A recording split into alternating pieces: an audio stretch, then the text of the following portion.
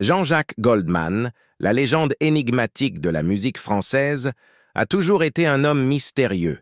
Avec une carrière s'étendant sur des décennies, 300 chansons, plus de 30 millions de disques vendus et un héritage en tant que l'une des figures les plus adorées de la France, Goldman a constamment évité les projecteurs. Mais maintenant, à 73 ans, cette icône légendaire s'est enfin ouverte, confirmant ce que les fans et les critiques ont longtemps spéculé. Quelles vérités ont été révélées par cet homme reclus? Explorons la vie extraordinaire, la carrière et les secrets que Jean-Jacques Goldman est désormais prêt à partager. Les origines d'une légende. Jean-Jacques Goldman est né le 11 octobre 1951 à Paris, dans une famille marquée par la résilience et le sacrifice. Son père, Alter Moïse Goldman, un juif polonais, et sa mère, Ruth Embrun, une travailleuse sociale d'origine juive allemande, étaient tous deux résistants pendant la Seconde Guerre mondiale. Dès son jeune âge, Goldman a été immergé dans un monde façonné par la richesse culturelle et un engagement fort pour la justice, des valeurs qui allaient plus tard influencer profondément à la fois sa musique et ses choix de vie. Les premières années de Goldman n'ont pas été sans difficulté, et il a dû faire face à des épreuves qui laisseraient une empreinte durable. La tragédie qui a frappé sa famille lorsque son frère aîné, Pierre Goldman, a été assassiné à Paris en 1979, l'a profondément affecté. Cette perte a créé un enchevêtrement complexe d'émotions qui se manifesterait dans sa personnalité et son art, influençant son travail de manière subtile mais puissante. Malgré la douleur, Jean-Jacques est resté déterminé à poursuivre sa passion pour la musique. Dès son plus jeune âge, Goldman a montré une aptitude pour plusieurs instruments. Il a commencé à apprendre le piano, le violon et la guitare, et son amour de la musique s'est intensifié lorsqu'il a été exposé au son des Beatles, de Bob Dylan et de James Taylor, des artistes dont l'influence se ferait ressentir tout au long de sa carrière. La musique de ces légendes, avec leurs mélodies fortes et leurs paroles réfléchies, a fourni à Goldman un cadre pour sa propre identité musicale. Élevé dans un foyer qui valorisait à la fois l'éducation et la résilience, Goldman a été encouragé à explorer sa créativité. Ses parents, profondément marqués par leurs expériences de guerre, lui ont inculqué un sens de l'empathie et de la responsabilité sociale.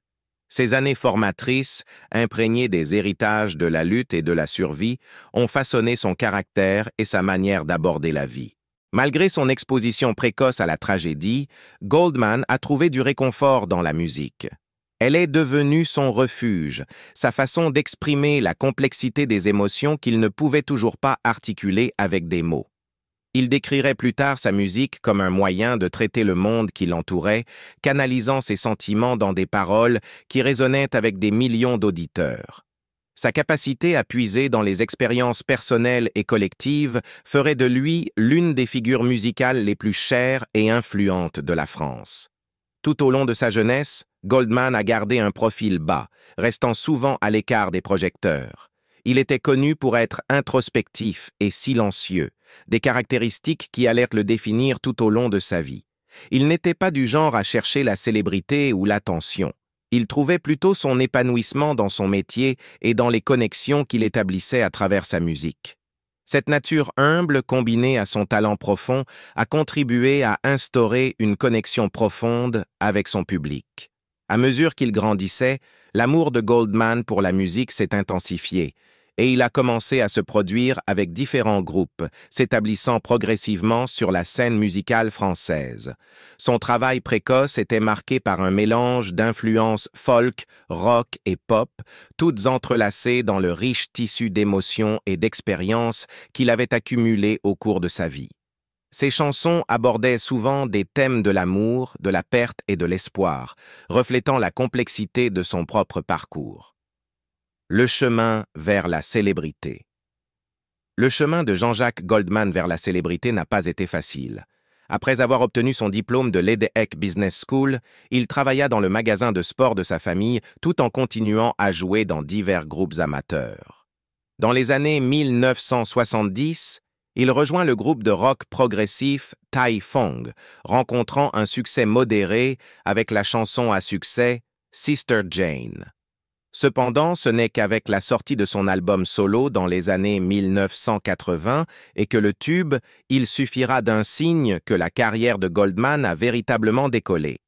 Malgré son talent évident et une base de fans croissante, Goldman luttait contre une peur profonde de se produire en direct. La scène devenait un véritable défi pour lui, mais il a surmonté cette peur personnelle, poussé par son amour pour ses fans et le soutien de son équipe.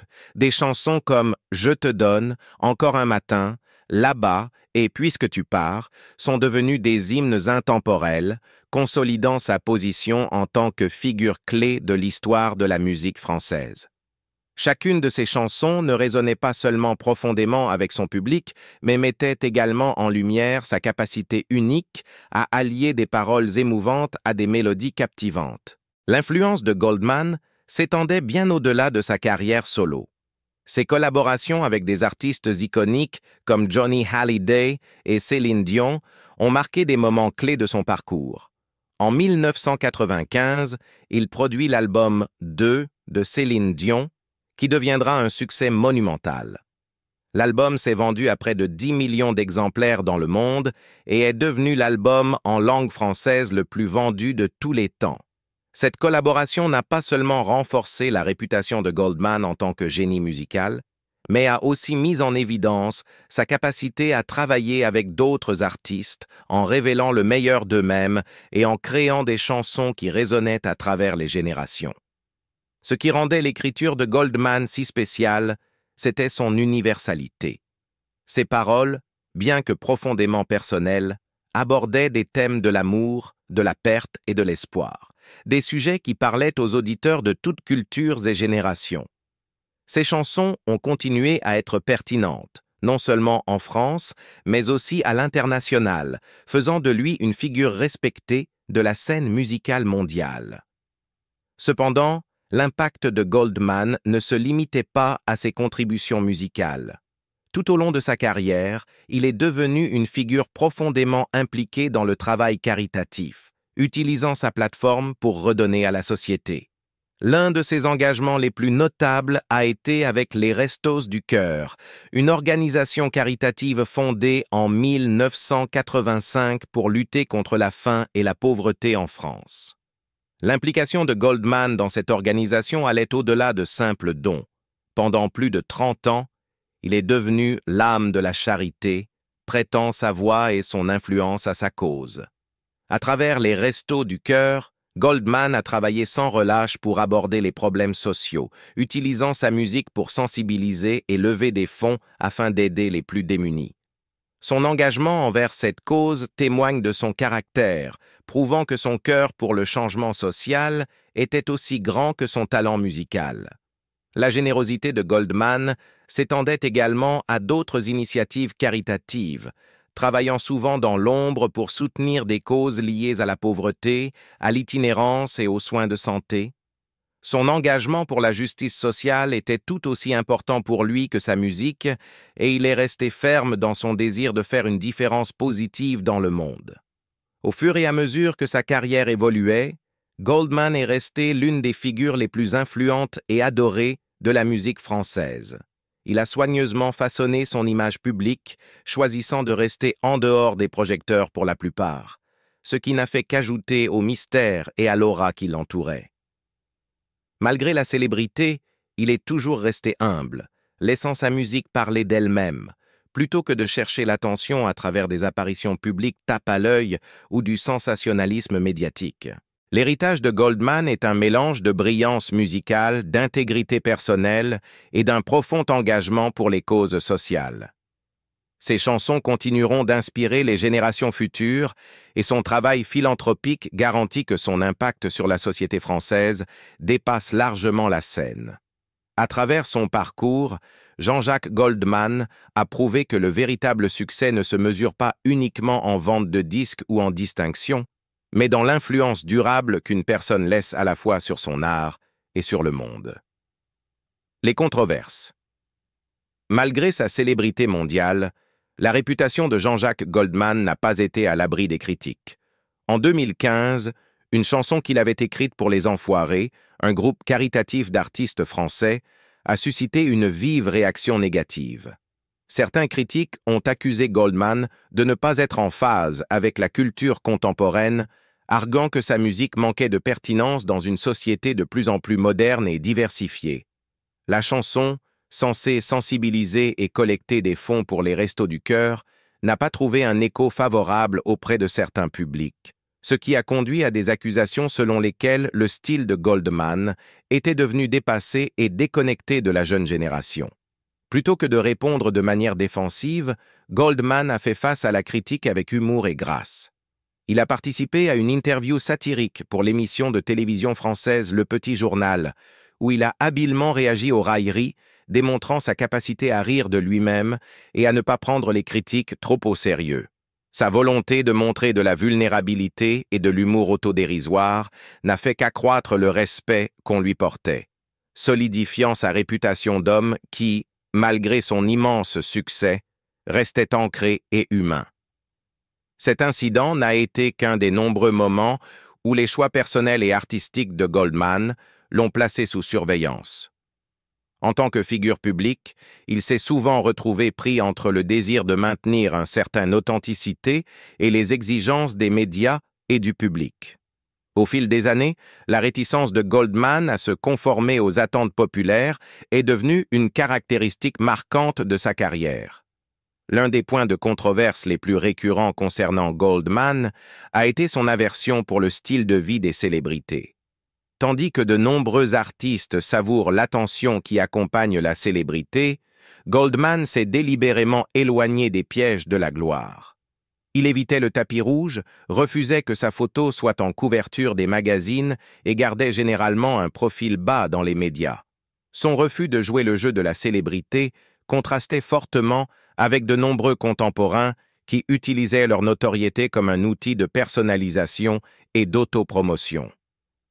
La position de Goldman a été résumée de manière célèbre dans une déclaration où il disait « Je ne veux pas que ma photo remplace celle des journalistes qui ont sacrifié pour rapporter la vraie actualité. » Ce sentiment exprimait son malaise face à la commercialisation de la célébrité et sa conviction que sa musique devait être le centre d'attention et non sa personnalité publique.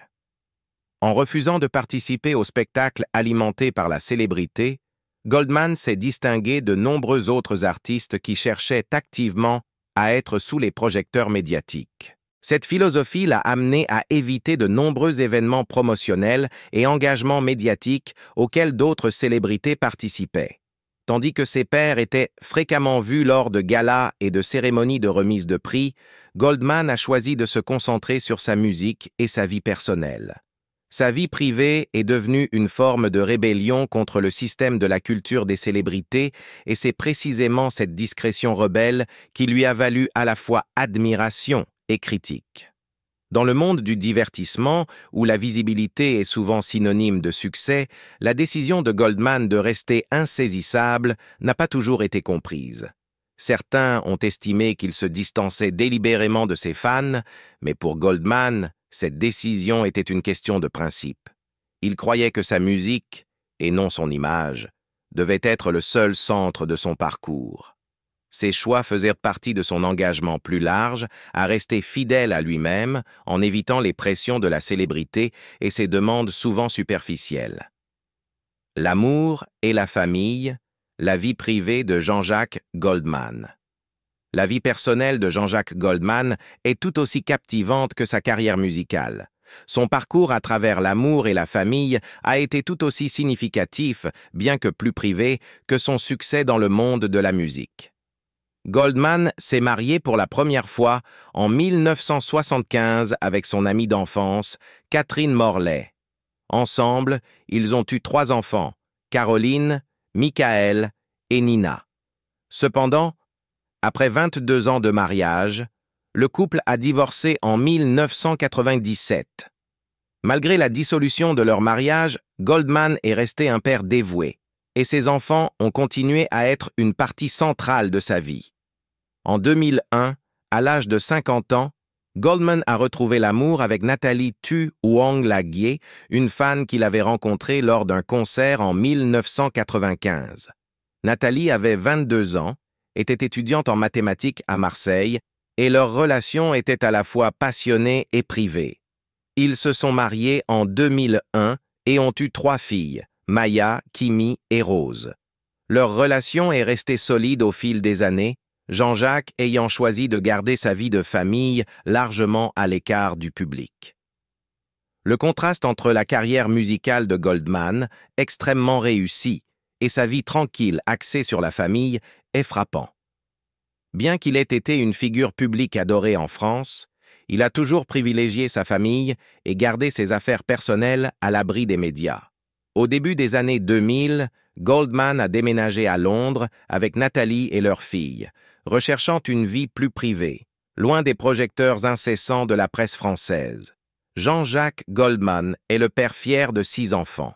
Caroline, Michael et Nina, issus de son premier mariage avec Catherine Morlaix, et Maya, Kimi et Rose, issus de son second mariage avec Nathalie Tu Hoang Laguier. Malgré sa célébrité, la vie familiale de Goldman reste largement mystérieuse pour le public. Ses enfants, qui mènent des vies relativement privées, ont choisi des parcours différents dans la vie, Michael étant le plus connu. Michael Goldman a poursuivi une carrière musicale et a été une figure marquante du monde du divertissement français en tant que directeur de la saison 2022 de Star Academy. Il a également cofondé My Major Company, une plateforme de financement participatif qui a contribué au succès de Génération Goldman, un album regroupant les plus grands succès de son père. Caroline, l'aînée de Goldman, est devenue psychologue clinicienne, et Nina a suivi une voie similaire, devenant pédiatre, comme leur mère, Catherine Morlaix.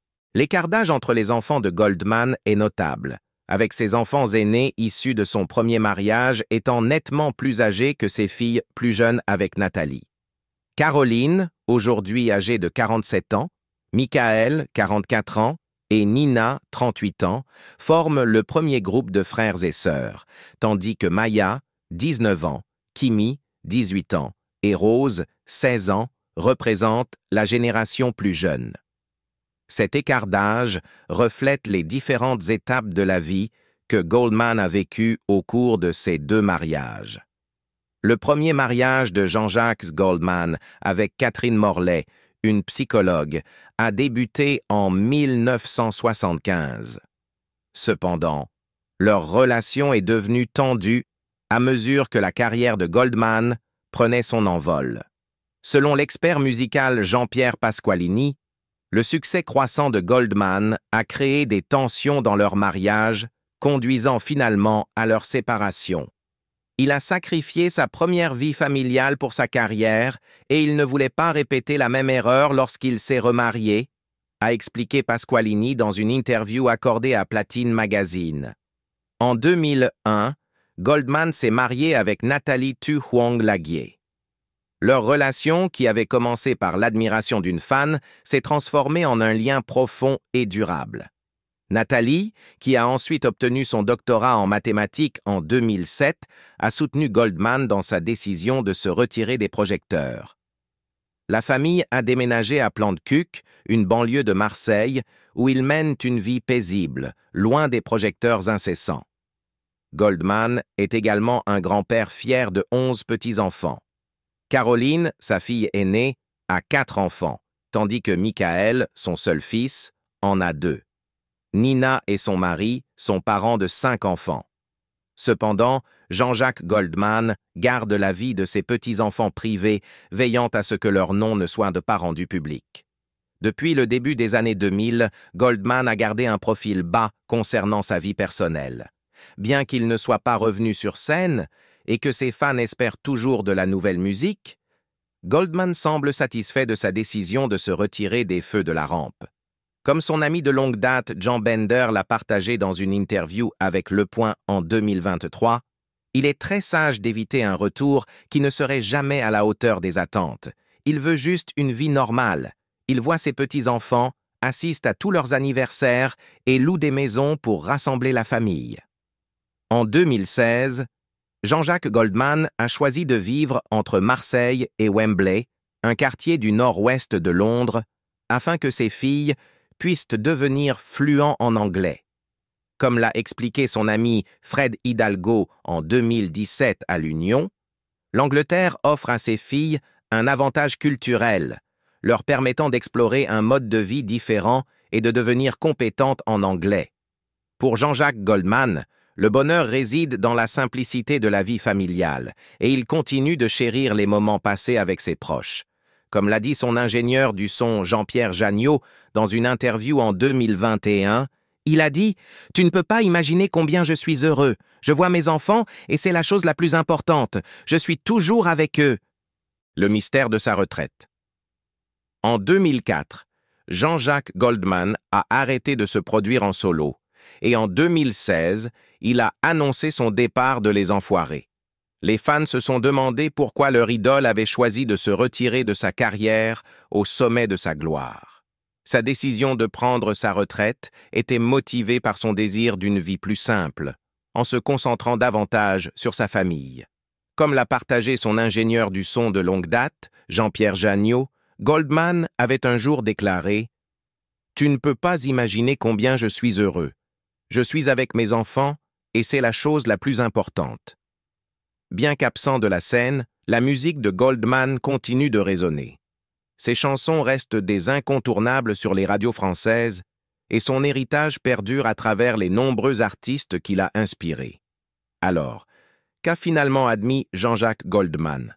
Dans ses réflexions récentes, Goldman a reconnu l'impact profond de sa jeunesse et des tragédies qu'il a traversées. Il a évoqué l'expérience douloureuse de sa mère qui avait fui l'Allemagne nazie et comment sa résilience avait inspiré sa vision du monde. Son histoire de survie, de courage et d'espoir est devenue une lumière directrice pour Goldman, influençant à la fois sa musique et ses choix de vie. Goldman a également admis le fardeau de la célébrité et la nécessité de fuir ses pressions. Sa décision de prendre sa retraite n'était pas seulement liée à sa famille, c'était aussi un moyen pour lui de protéger son authenticité. En s'éloignant des projecteurs, il a préservé le mystère et l'intégrité qui avaient défini sa carrière. Finalement, la philanthropie discrète de Goldman a été révélée. Bien qu'il ait été critiqué pour son manque d'activité ces dernières années, ceux qui lui étaient proches ont révélé qu'il continuait de soutenir des causes caritatives. Comme l'a partagé Sophie Bazou, une bénévole au Resto du Cœur, il a fait tellement pour les autres ces 30 dernières années. S'il veut prendre sa retraite, c'est son droit. La vie de Jean-Jacques Goldman est un témoignage de la puissance de rester fidèle à soi-même. À 73 ans, il reste une icône, non seulement grâce à sa musique, mais aussi en raison de ses valeurs, de son humilité et de sa compassion. Bien qu'il ne soit plus sous les projecteurs, son héritage continue de briller intensément. Alors, qu'avez-vous pensé des aveux de Jean-Jacques Goldman? Étiez-vous surpris ou confirme-t-il ce que vous avez toujours cru au sujet de cet artiste légendaire? Faites-le nous savoir dans les commentaires ci-dessous. Et n'oubliez pas de liker, partager et vous abonner pour plus d'histoires inspirantes. À bientôt dans la prochaine vidéo et gardons la musique vivante.